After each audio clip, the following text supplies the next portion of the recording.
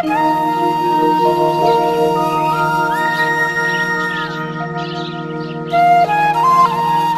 नमो भगवते वासुदेवाय।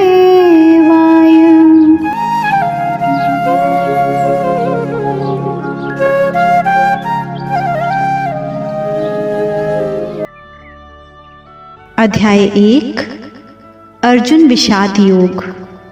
श्लोक 24 और 25। इन युद्ध के लिए उतावले होने वालों को जरा देख तो लूं। इन्होंने अधर्म का, अन्याय का पक्ष लिया है, इसलिए ये हमारे सामने टिक नहीं सकेंगे, नष्ट हो जाएंगे। कि इनके मन में युद्ध की ज्यादा इच्छा हो रही है, इसलिए देखूं तो सही कि ये हैं कौन। अर्जुन के ऐसा कहने पर भगवान ने क्या किया, इसको संजय आगे के 2 श्लोकों में कहते हैं।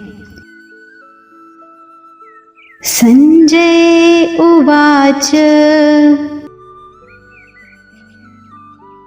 एवं मुक्तो ऋषिकेशो गुडाकेशेन भारत सेनयोरुभयोर्मध्ये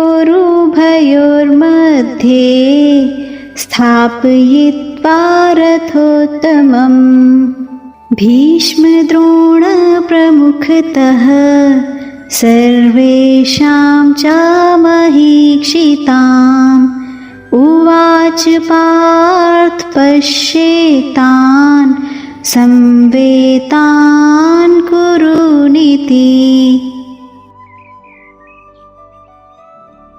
गुडाकेशेन।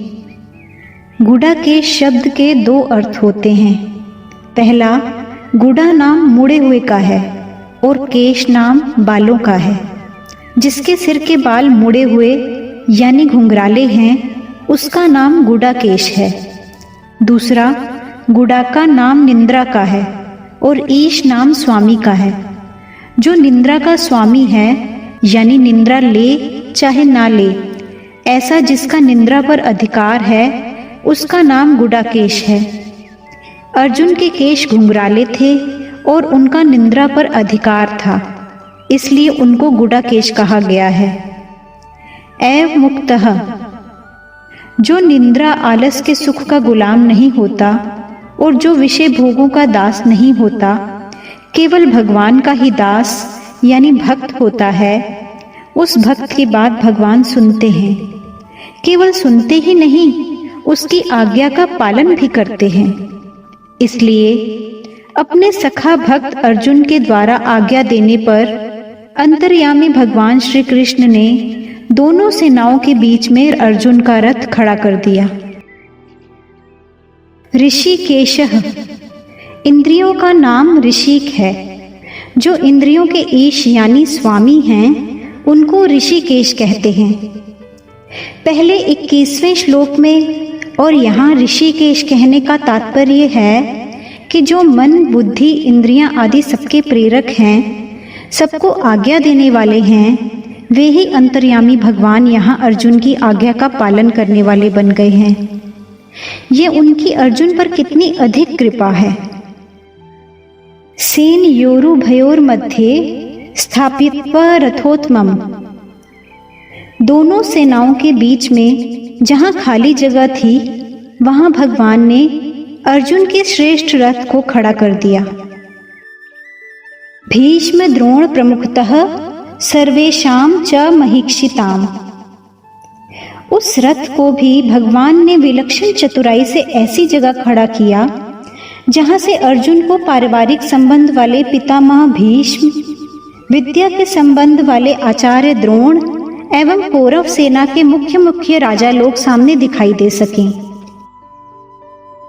उवाच पार्थ पश्येतान् संवेतान् कुरुनीति। कुरु पद में धृतराष्ट्र के पुत्र और पांडु के पुत्र ये दोनों आ जाते हैं, क्योंकि ये दोनों ही कुरुवंशी हैं।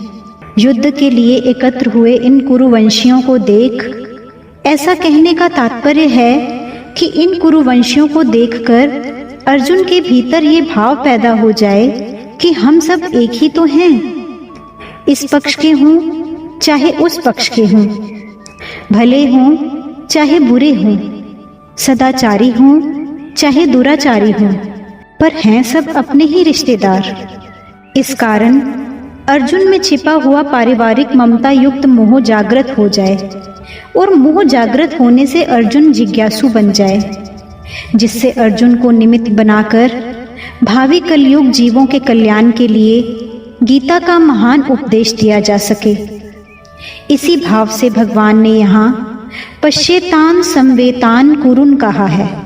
नहीं तो भगवान पश्येतान धार्तराष्ट्रान समानिति ऐसा भी कह सकते थे, लेकिन ऐसा कहने से अर्जुन के भीतर युद्ध करने का जोश आ जाता, जिससे गीता के प्राकट्य का अवसर ही नहीं आता और अर्जुन के भीतर सोया हुआ पारिवारिक मोह भी दूर नहीं होता, जिसको दूर करना भगवान अपनी जिम्मेवारी समझते हैं। जैसे कोई फोड़ा हो जाता है तो वैद्य लोग पहले उसको पकाने की चेष्टा करते हैं और जब वह पक जाता है तब उसको चीरा देकर साफ कर देते हैं। ऐसे ही भगवान भक्त के भीतर छिपे हुए मोह को पहले जागृत करके फिर उसको मिटाते हैं। यहाँ भी भगवान अर्जुन के अंदर छिपे हुए मोह को कुरून पश्य कहकर जागृत कर रहे हैं, जिसको आगे उपदेश देकर नष्ट कर देंगे। अर्जुन ने कहा था कि इनको मैं देख लूं, निरीक्षे पहले अध्याय के 22वें श्लोक में, अवेक्षे पहले अध्याय के 23वें श्लोक में। इसलिए यहाँ भगवान को पश्य तू देख ले ऐसा कहने की जरूरत ही नहीं थी। भगवान को तो सिर्फ रथ खड़ा कर देना चाहिए था, लेकिन भगवान ने रथ खड़ा करके अर्जुन के मोह को जागृत करने के लिए ही कुरून पश्य, इन कुरुवंशियों को देख ऐसा कहा है। पारिवारिक स्नेह और भगवत प्रेम, इन दोनों में बहुत अंतर है। परिवार में ममता युक्त स्नेह हो जाता है तो परिवार के अवगुणों की तरफ ख्याल ही नहीं जाता, लेकिन ये मेरे हैं ऐसा भाव रहता है। ऐसे ही भगवान का भक्त में विशेष स्नेह हो जाता है तो भक्त के अवगुणों की तरफ भगवान का ख्याल ही नहीं जाता, लेकिन ये मेरा ही है ऐसा ही भाव रहता है। परिवार में जब स्नेह होता है तो वहाँ पर कर्म और शरीर आदि की प्रधानता रहती है और भगवत प्रेम में भाव की मुख्यता रहती है। पारिवारिक स्नेह में मोह की और भगवत प्रेम में आत्मीयता की मुख्यता रहती है।